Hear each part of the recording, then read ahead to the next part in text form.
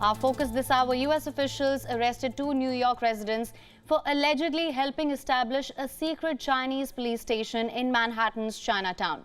Now, this is the first time such a police case has been filed and action taken by the United States. They face charges of conspiring to act as Chinese government agents without informing US authorities and also obstruction of justice. 61-year-old Lu Jianguan and his 59-year-old companion Chen Jinping were produced in a Brooklyn federal court on Monday.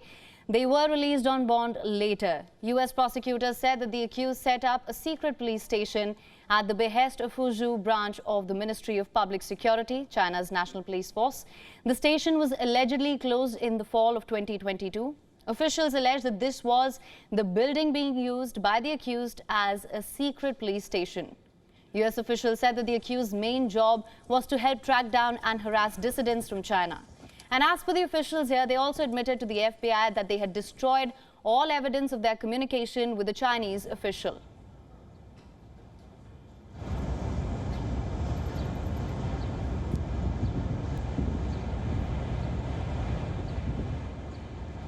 Unlike typical officers, the MPS officers who have been charged today are not focused on preventing crime. Rather, the complaints charge these MPS officers with engaging in transnational repression schemes, targeting members of the Chinese diaspora community in New York City and elsewhere in the United States. And as shown in these complaints, the MPS has repeatedly and flagrantly violated our nation's sovereignty, including by opening and operating a police station in the middle of New York City. Let's also take a look at the reactions that have come in. Reacting on this, David Newman, the U.S. Principal Deputy Assistant Attorney General for National Security, had this to say. Efforts of the People's Republic of China's government to export authoritarian methods to stifle free expression in the United States is a threat to American democracy that we will not abide. On Monday, prosecutors also unveiled another set of charges against 34 Chinese officials. They've been accused of operating what they call a troll farm and harassing dissidents online by disrupting meetings on US technology platforms. But what exactly is a troll farm now? A troll farm, it's an organized group of individuals on the internet trolling people with the aim to disrupt an online community. Troll farms conduct disinformation propaganda campaigns by creating fake social media profiles and targeting a particular community. Now, all the 34 accused of creating this troll farm are absconding. As per the charges, the troll farm had created thousands of fake social media accounts to target Chinese dissidents through online harassment and threats.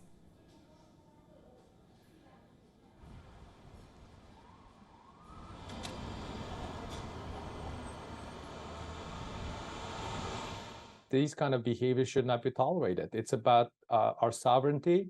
It's about our way of life. It's about our freedom. In America, people should not be fearful of speaking their mind, whether it be the critical views of our own government or any foreign government for that matter. The abrasiveness and their willingness to take that kind of actions on American soil is bone-chilling. Well, let's now take a closer look at the apparent web of these secret Chinese police stations. We'll also try and answer some pertinent questions about its operations as well. The first big question: how many such secret police stations are being operated by China across the world? Well, according to a report by Spanish organization Safeguard Defenders, 54 such secret Chinese stations were reported in the year 2021.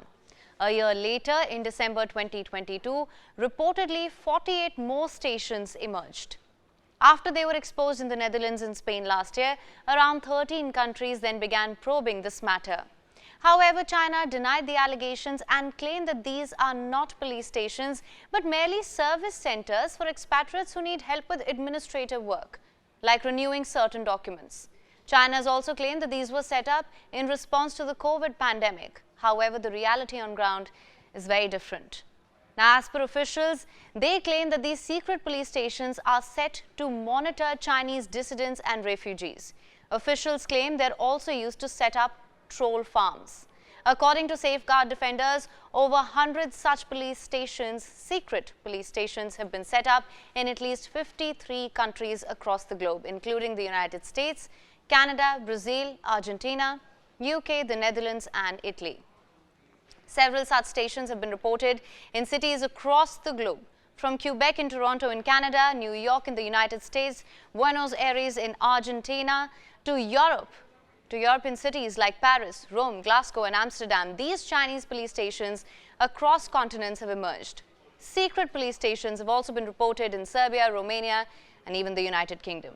However, when the allegations emerged in December 2022, the Chinese Foreign Affairs Ministry reacted and rubbished these charges. China said, and I'm quoting here, "We hope relevant parties stop hyping it up and creating tensions." It also added that using it as a pretext to smear China is unacceptable.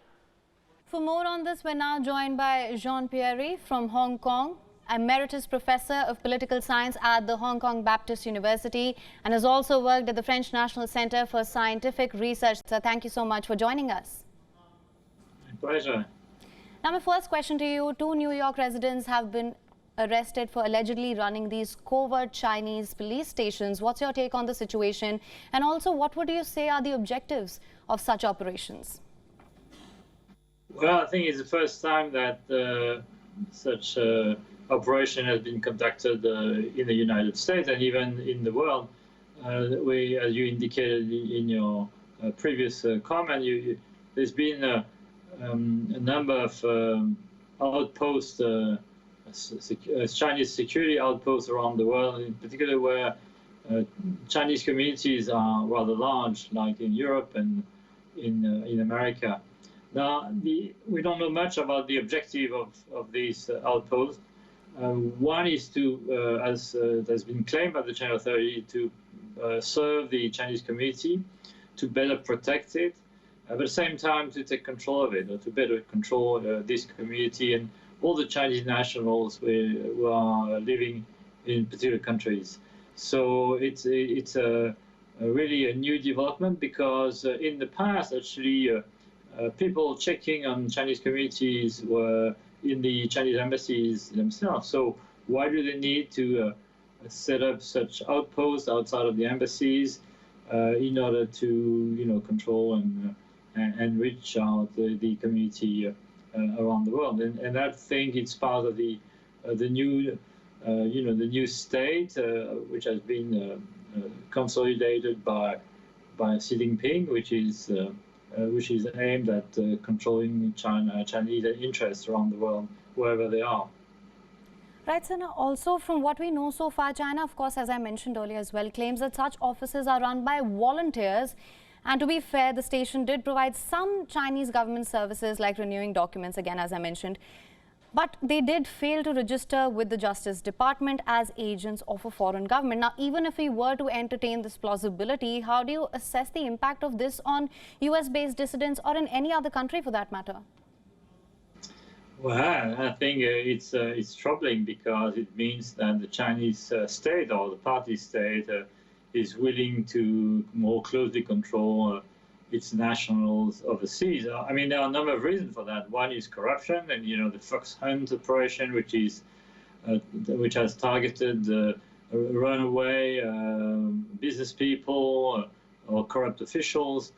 But of course, it's also aimed at better keeping in check any kind of dissenting voice from Chinese abroad, be they Han Chinese or national minority people like the Uyghur. We know that the Uyghur are also very much watched by the Chinese officials outside of China.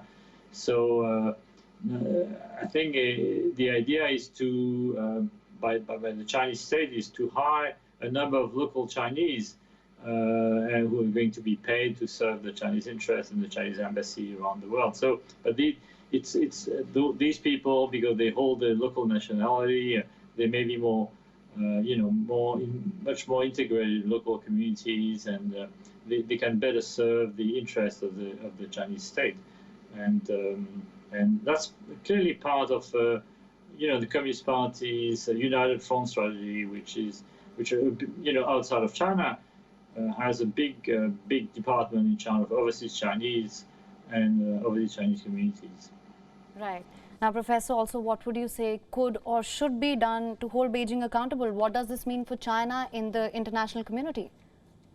Yes, I think a number of countries have already dismantled those outposts, like the Netherlands, as you've mentioned. I know there are a few in France, in Germany, and elsewhere. I think it's what the FBI has been doing is a very kind of standard operation, which I'm sure has been also conducted by other internal security services around the world, in particular in Western Europe. All right, Professor, thank you so much for joining us on this broadcast with all your insights on this. Thank you. WION is now available in your country. Download the app now. Get all the news on the move.